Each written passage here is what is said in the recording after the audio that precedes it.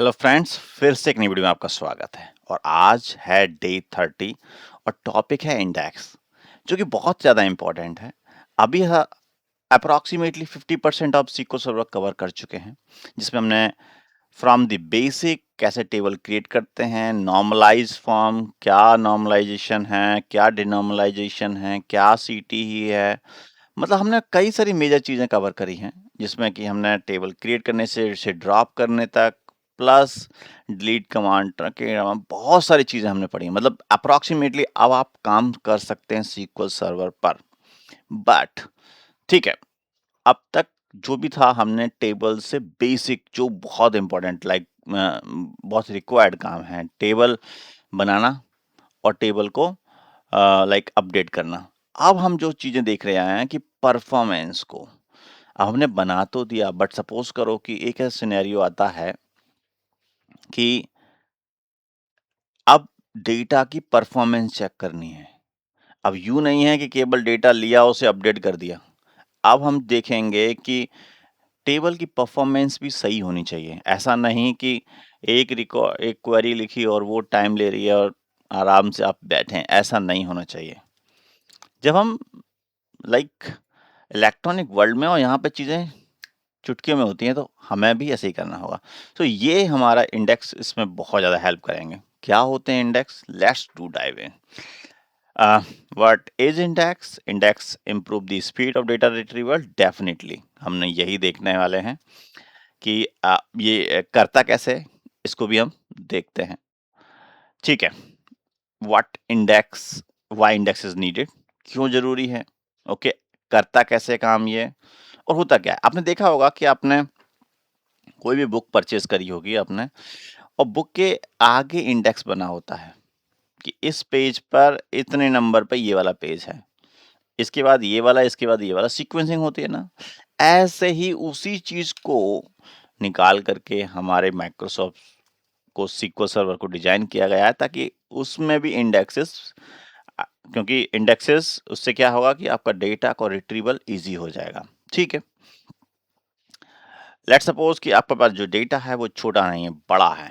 बड़ा मतलब 1 million, 2 million, 10 million, 300 million, 400 million, billion, trillions. अगर इतना डेटा है तब आप कैसे मैनेज करेंगे?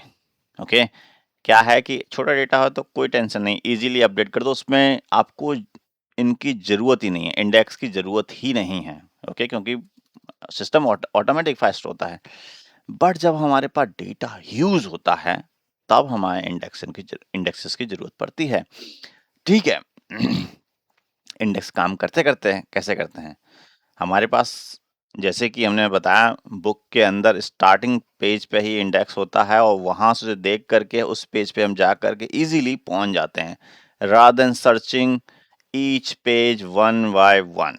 ओके, सो इसीलिए विदाउट इंडेक्स आपको सर्च करना पड़ेगा सारी रोज को। ओके, सीक्वल सर्वर सर्च करेगा सारी रोज को, क्योंकि वो सर्च करेगा तो वो एंटायर रो साथ जितनी भी, अगर 1 मिलियन है तो 1 मिलियन, 2 मिलियन तो 2 मिलियन, सबको सर्च करेगा।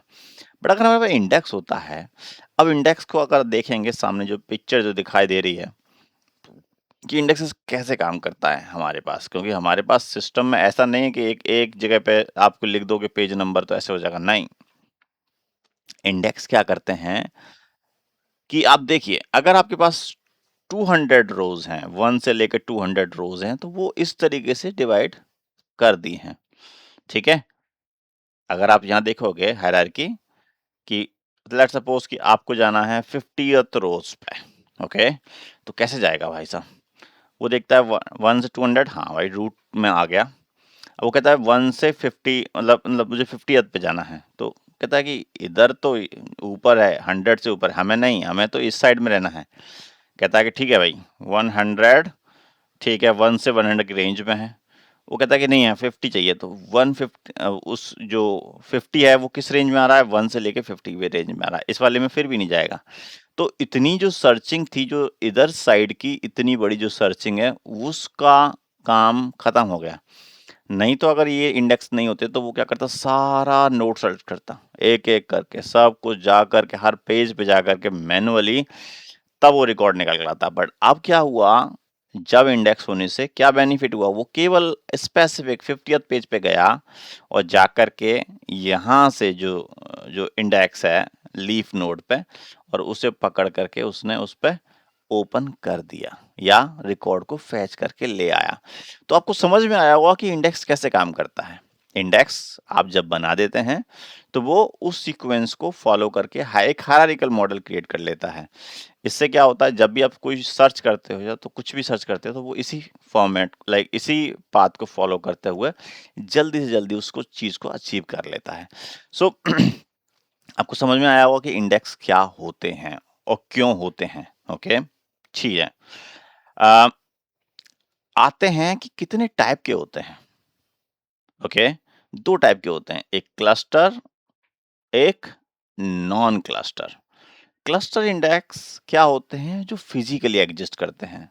ओके, और नॉन क्लस्टर क्या होते हैं, जो फिजिकली एग्जिस्ट नहीं करते हैं, जो लॉजिकली बने होते हैं और वो उस समय बाद चले जाते हैं। सो क्लस्टर इंडेक्स को अगर हम देखेंगे और थोड़ा समझेंगे तो कोई भी अगर आपने की बनाई है, प्राइमरी की बनाई है, तो उस पर आप ये क्लस्टर इंडेक्स लगा सकते हैं। तो क्लस्टर इंडेक्स क्या करेगा, उस डेटा को फिजिकली उसी हिसाब से सॉर्ट कर देगा।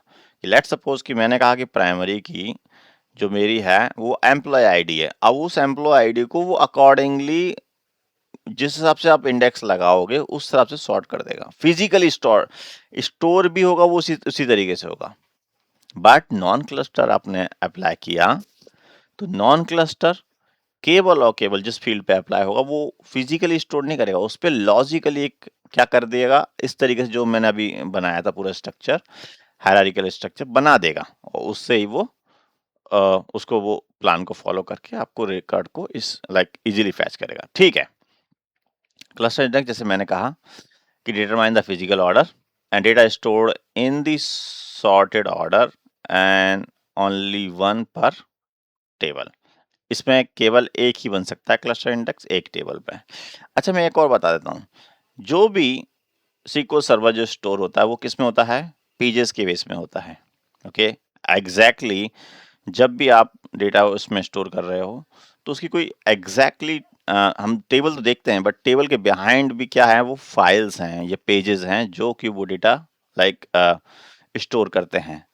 तो जब भी हम बनाते हैं ये क्लस्टर इंडेक्स इंडेक्स बनाते हैं तो इन पेजेस को इजीली सॉर्ट करता है, जिस तरीके से मैंने दिखाया कि पेज नंबर ऐसे करके तो उसी हिसाब से ये सॉर्ट कर देता है, जिस तरीके से मैंने हायरार्किकल स्ट्रक्चर दिखाया है। ठीक है, तो इस तरीके से फिजिकल ऑर्डर में इस तरीके से सॉर्ट कर देगा अगर वो क्लस्टर इंडेक्स हुआ तो फिजिकली स्टोर। बट अगर वो नॉन क्लस्टर इंडेक्स है तो वो लॉजिकली एक अलग से क्या करेगा, लॉजिकल मैप क्रिएट करेगा और उसमें डेटा फिजिकली स्टोर नहीं करेगा, वो लॉजिकली एक तरीके से प्रोग्राम बना देगा उस पर्टिकुलर फील्ड पे सर्चिंग के लिए। ठीक है, तो यहां तक तो रहा हमारा क्लस्टर इंडेक्स और नॉन क्लस्टर इंडेक्स क्या होते हैं। अब इसे थोड़ा प्रैक्टिकली देखते हैं। ठीक है, तो आते हैं SQL सर्वर पे। पहले एक बड़ी टेबल क्रिएट करते हैं। क्या है कि डेटा छोटी टेबल पे तो कोई ज़रूरत नहीं है। ठीक है, एक बड़ी टेबल क्रिएट करते हैं। मैंने एक बिग एम्प्लॉय टेबल क्रिएट कर रहा हूँ जिसके अंदर मैं डेटा बनाया है ये मैंने। ठीक है, अच्छा ये है प्राइमरी की। ठीक है, और इस टेबल को क्रिएट कर लेते हैं। इस टेबल को क्रिएट करते ही मैंने टेबल क्रिएट कर दी। ये टेबल ऑलरेडी एग्जिस्ट करती है, तो ड्रॉप करके एक बार दोबारा बना लेते हैं। इस टेबल को दोबारा बना करके आपको दिखाता हूँ। जी मैंने ड्रॉप कर दी है। ठीक है, आते हैं इस टेबल को दोबारा क्रिएट करते हैं। मैंने क्रिएट कर दी है। ठीक है, कितने टाइम में क्रिएट हुई है, 0 CPU टाइम और लैप्स टाइम 4 मिली सेकेंड। ठीक है, आते हैं कि अब डेटा इंसर्ट करते हैं। डेटा इंसर्ट कर देते हैं थोड़ा सा ज़्यादा। इसमें approximately at a time 1 million records जाएंगे। तो अगर मैं देखता हूँ कितना टाइम लिया, ये तो टाइम लिया इसने, पर इसमें डेटा है कितना। अगर इसे रन किया तो अप्रोक्सीमेटली 1 मिलियन रिकॉर्ड्स होंगे। ठीक है जी, अभी भी रन हो रहा है। अप्रोक्सीमेटली 1 मिलियन रिकॉर्ड्स हैं। ठीक है, एक बार और रन कर देते हैं ताकि 2 मिलियन रिकॉर्ड हो जाएं, बड़ा डेटा हो जाए। ठीक है, तो ये तो रन हो गया और डेटा भी मेरे पास आ चुका है। और अब now let's see the progress कि अगर मैं इसी के अंदर ही डेटा में सर्च करता हूँ। ठीक है, मैंने एक टेबल बनाई है, बिग टेबल, और उस टेबल के अंदर मुझे अब ये सर्च करना है कि अगर डेटा कोई भी डेटा सर्च करना है तो ये कितना टाइम लेता है। तो कोई नहीं, एक डेटा सर्च करते हैं और फिर आपको दिखाते हैं कि ये कितना टाइम लेगा। सो लेट्स सपोज कि मैंने ये जो एम्प्लॉय आईडी है, ठीक है, मुझे सर्च करनी है। ठीक है, सर्च करते हैं। ये हमारी टेबल कौन सी है? ये है बिग एम्प्लॉय, और इसको मैं सर्च करता हूँ तो आप देख सकते हैं ये डेटा निकाल लाया है। और इसका जो अप्रॉक्सीमेटली जो टाइम है वो देखते हैं कि अभी। तो अब मैं इस पे ना एक रिकॉर्ड सर्च करता हूँ। लेट्स सपोज ये मैंने सर्च किया कि मुझे ये वाली ईमेल आईडी निकाल के दिखाओ। ठीक है, और पर इस टेबल पर क्या है, क्लस्टर इंडेक्स या कोई भी इंडेक्स नहीं लगा है। सिंपल विदाउट इंडेक्स टेबल है और जिसके अंदर मैंने सिंपली क्या सर्च करना है, ये ईमेल आईडी सर्च करना है। ठीक है, तो मैं सर्च करता हूँ and let's see the output. इसे रिकॉर्ड फैच तो करके लेकर आया। यहाँ पे आप देखेंगे टाइमिंग भी 0 दिखा रहा है, बट अगर हम एक्चुअल टाइम देखें जो कि सिस्टम ने इसके साथ यूज किया है, तो देखिए अप्रोक्सीमेटली जो सीपीयू इसने यूज किया है 267 मिली सेकेंड यूज किया है। elapsed टाइम जो इसका जो एक्चुअल टाइम है इसने 86 मिली सेकेंड यूज किए हैं, जो कि ह्यूज है। आप कहेंगे कि ये बहुत कम है, इसमें तो 1 सेकंड भी नहीं लगा, बट सिस्टम के लिए बहुत ज़्यादा है। आपको क्या करना है, क्योंकि ये तो केवल अभी सिंपल सी क्वेरी मैंने यहाँ पे लिखी है, ओके? सिंपल मैंने ईमेल आईडी लिखी, बट अगर जॉइन्स होते हैं और भी कई सारी कॉम्प्लेक्सिटी होती है तो ये टाइम बढ़ करके बहुत बड़ा बन जाता है। तो इसी चीज़ को रिड्यूस करने के लिए हमारे को चाहिए क्या? Okay, index. अब इंडेक्स इस पे लगा के दिखाता हूँ, वो टाइम दिखाता हूँ मैं तुम्हें कि इसमें टाइम कितना मेरा सेव होगा। अब मैंने ये एक नॉन क्लस्टर इंडेक्स लगाया है मैंने, किसके ऊपर? एम्प्लॉय टेबल के ऊपर, जो बड़ी बिग एम्प्लॉय टेबल के ऊपर। और इसी इसमें देखो मैंने डिफाइन किया, बट ये नॉन क्लस्टर इंडेक्स है, ओके? क्योंकि ये हमारा प्राइमरी की पे नहीं है या कोई ऐसा फील्ड नहीं है जिसमें हम प्राइमरी की लगा सकते हैं। तो ये हमने, क्योंकि ईमेल आईडी है, email ID can be duplicate, can be, okay? I am not sure कि हो सकता है कि कभी ऐसा scenario depend on the, but अगर सपोज कोई एक घर में एक ही आदमी के पास एम्प्लॉय आईडी है तो उन सबके सामने सॉरी ईमेल आईडी है तो वो सबके सामने एक ही होगी। जैसे कि मैं हूँ, फादर हूँ, तो मेरे बच्चों के सामने तो डुप्लीकेट हो सकती है, कैन बी डुप्लीकेट। तो अब मैंने इसके ऊपर नॉन क्लस्टर इंडेक्स लगा रहा हूँ। अब देखते हैं इसकी परफॉर्मेंस क्या इम्प्रूव होगी। तो मैं let's put this index on this particular table. तो मैंने इंडेक्स कर लगा दिया है इस टेबल के ऊपर। अब मैं इसे रिकॉर्ड को रन करता हूँ। ठीक है जी, अब मैंने इसे रिकॉर्ड को रन किया। ठीक है, कितना टाइम लेते हैं अगर हम इसका टाइम देखें, ओ my God, CPU 0 millisecond, elapsed time 0 millisecond, मतलब इसने टाइम लिया ही नहीं।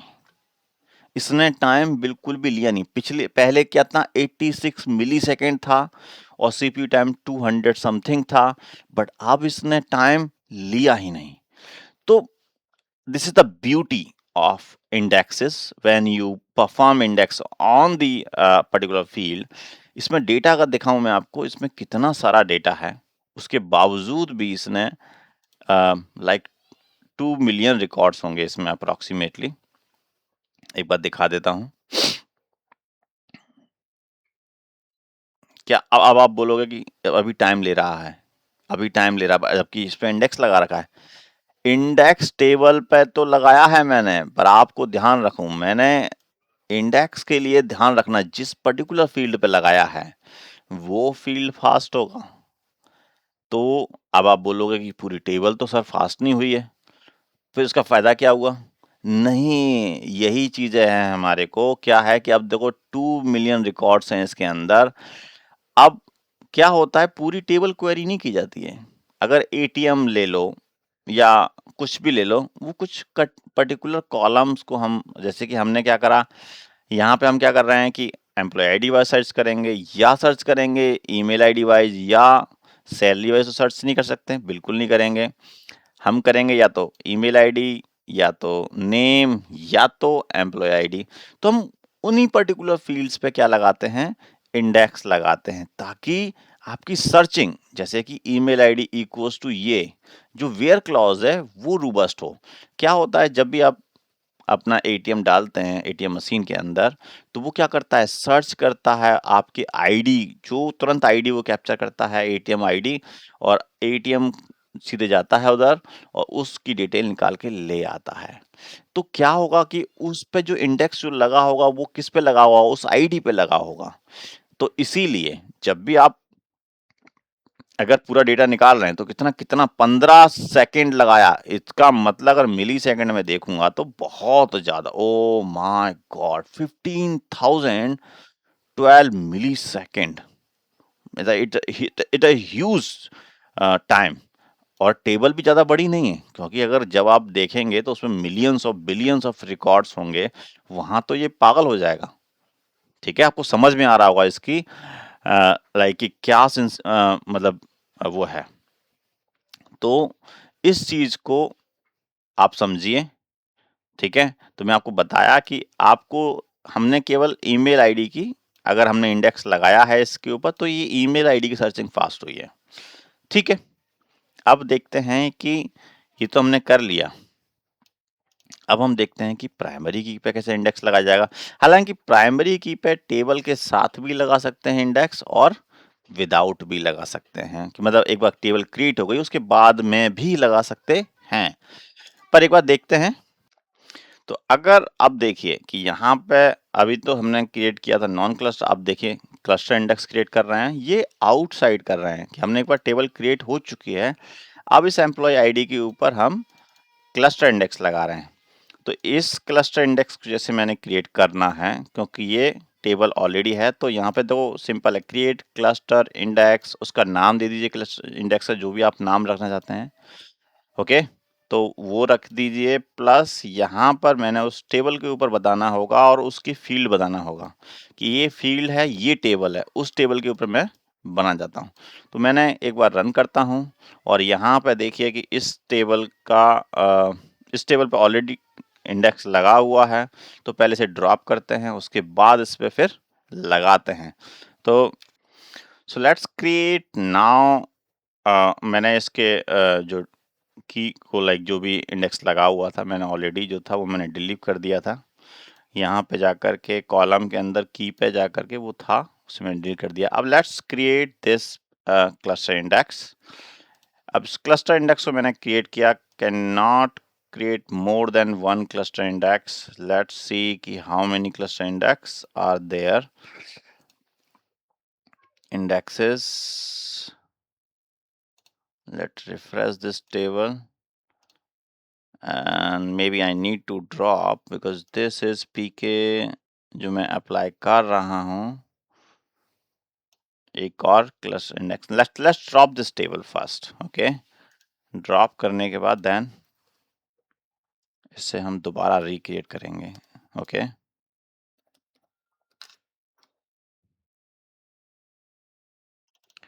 इस टेबल को मैं ड्रॉप करता हूँ और ड्रॉप करने के बाद ये हो गई ड्रॉप, टेबल ड्रॉप हो गई।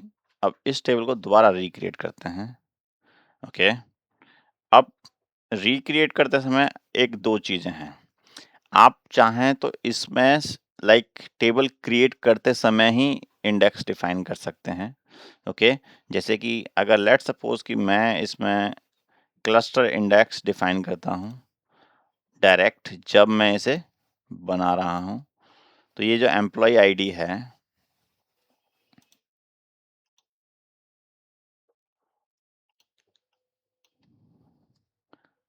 ठीक है, मैंने कंस्ट्रेंट पी के एम्प्लॉय आईडी प्राइमरी की क्लस्टर मैंने बना सकता हूँ और मैं बना रहा हूँ, ठीक है।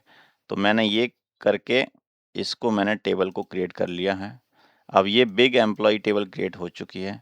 अब मैं जो भी लाइक डेटा इंजेक्ट करूँगा, अब लेट्स सी दी डेटा, मैंने अप्रॉक्सीमेट डेटा इंजेक्ट मतलब 1 मिलियन तो ये रिकॉर्ड इंसर्ट हो चुके हैं।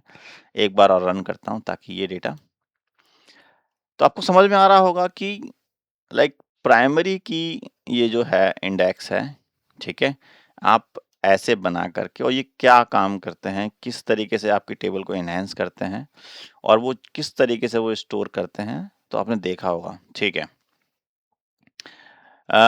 ये तो रहा कि इस तरीके से। अब मैं यहाँ पे ये जो लाइक ये तो रहा लाइक जो मैंने अभी बनाया है वो उसके साथ बनाया है।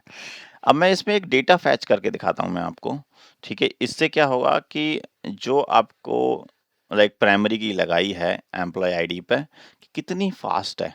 अगर मैं इसके अंदर एम्प्लॉय आईडी के ऊपर ही मैं कह रहा हूँ कि मुझे ये रिकॉर्ड्स फैच करके दिखाओ, ठीक है, बिटवीन। सो लेट्स सी आपका डेटा रिट्रीवल, जबकि मैं 2 मिलियन रिकॉर्ड्स हैं। अब उस 2 मिलियन रिकॉर्ड्स में से मैंने इतने रिकॉर्ड उससे रिट्रीव करवाए हैं, देयर आर 101 रिकॉर्ड्स। और टाइमिंग देखिए इसकी, टाइमिंग देखते हैं, ओ माय गॉड, इतना टाइम आप विदाउट लाइक अचीव नहीं कर सकते विदाउट इंडेक्स, ओके। आपको क्लस्टर इंडेक्स चाहिए ही होगा। तो आपको समझ में आ रहा होगा, उसकी इंपॉर्टेंस समझ में आ रही हो कि क्लस्टर इंडेक्स क्यों, या इंडेक्स ही क्यों, ओके। इंडेक्स क्लस्टर भी हो सकता है, नॉन क्लस्टर भी हो सकता है। तो दोनों के अलग तरीके होते हैं, बट एक ये है कि क्लस्टर इंडेक्स एक टेबल पे एक ही लगेगा, नॉन क्लस्टर कई सारे लगा सकते हैं और डिफरेंट डिफरेंट, जो कि लॉजिकल होता है, फ्री मतलब फिजिकल मेमोरी लेता नहीं है, ठीक है। आपको आपने देखा कि कितना फास्ट हुआ। अब मैं आपको दिखाता हूँ कि लेट्स सपोज कि आप इस टेबल को ड्रॉप करके दोबारा से बनाते हैं और आउटसाइड आप लाइक पहले आप कर लीजिए, टेबल क्रिएट कर लिए, उसके बाद भी आप इसे लगा सकते हैं, ठीक है। तो मैंने कहा ठीक है, कोई नहीं, इसको मैं प्राइमरी की तो है ये, और इसे भी मैं रिमूव कर देता हूँ। अब मैं प्राइमरी की इसको बना देते हैं और let's run the this code. Table बन चुकी है, ठीक है। टेबल बनने के बाद अब डेटा भी इंजेक्ट कर दिया जाता है, ठीक है।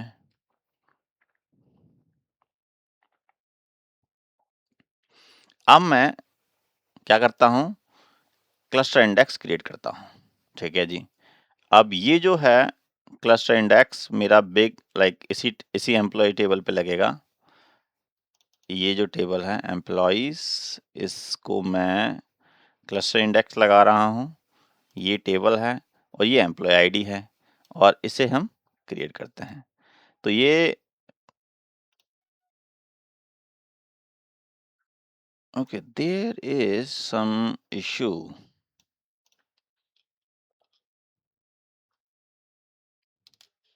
सो गाइज, अब देखिए यहाँ पे मैंने क्या करा है कि मेरे पास तो एक ऑलरेडी इंडेक्स लगा हुआ था। अभी मैंने उस इंडेक्स को ड्रॉप किया through this command alter table, और मैंने drop cluster like over here, मैंने उसे ड्रॉप किया, ड्रॉप इंडेक्स और उसका टेबल का नाम। अब उसके बाद मैंने उसे क्या करा है, दोबारा रिक्रिएट कर रहा हूँ। ये रिक्रिएट करने से आपको मैं ये समझा रहा हूँ कि पहले मैंने टेबल क्रिएट कर ली है और उसके बाद में अगर आप मुझे अप्लाई करना है क्लस्टर इंडेक्स तो कैसे कर सकते हैं। तो मैंने क्या कर रहा हूँ, मैं क्रिएट क्लस्टर इंडेक्स, टेबल का नाम और फील्ड, और मैंने आप देखिए क्लस्टर इंडेक्स क्रिएट कर दिया है। और क्लस्टर इंडेक्स क्रिएट करने पर इतना टाइम डिवोट हुआ। उसके बाद अब आप अपने कोई भी कमांड चलाइए, वो उस पर्टिकुलर फील्ड पे है, क्योंकि क्लस्टर इंडेक्स एम्प्लॉय आईडी पे है। टेबल हो सकता है कि take time, but these field जहाँ पे मैं इंडेक्सेस अप्लाई कर रहा हूँ वो हमेशा फास्ट रहेंगे। सो आपका वही पर्पज है, ओके, कि आपने डेटा फैच किया उन आईडीज के बेसिस पे, वो इजीली फैच करके ले आया बहुत कम टाइम में, and this is we need, okay.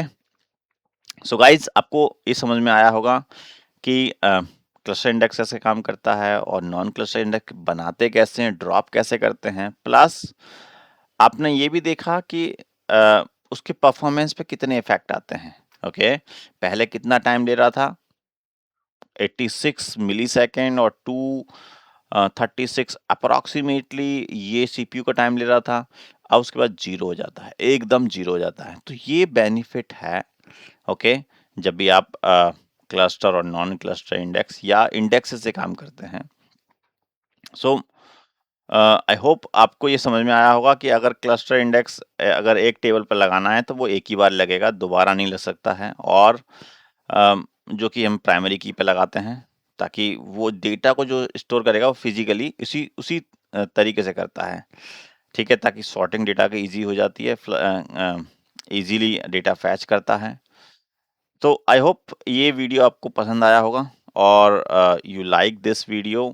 आपको जो भी doubt related to the index, इस ये इंटरव्यू क्वेश्चंस कई सारे हो सकते हैं जिसमें कि आपको लाइक इंडेक्स के ऊपर, एक टेबल के ऊपर कितने क्लस्टर इंडेक्स लगा सकते हैं, कितने नहीं लगा सकते, ठीक है। Can we have non cluster index, multiple non cluster index on one table? Yes, we have and we will, okay. हम क्रिएट भी करेंगे multiple non cluster index on a table, क्योंकि हमारे को जैसे कि एक फील्ड जरूरत है, दो फील्ड जरूरत, तीन तो बेस्ड ऑन योर रिक्वायरमेंट आप नॉन क्लस्टर इंडेक्स क्रिएट करिए जिससे कि आपकी परफॉर्मेंस अप होगी। सो गाइस, फिर मिलते हैं फिर एक नई वीडियो में, तब तक के धन्यवाद। सब्सक्राइब कर लीजिए मेरे चैनल को ताकि सारे जितने भी आपको जितने नई वीडियोस आ रहे हैं आपको मिलते रहेंगे। सो गाइस, धन्यवाद।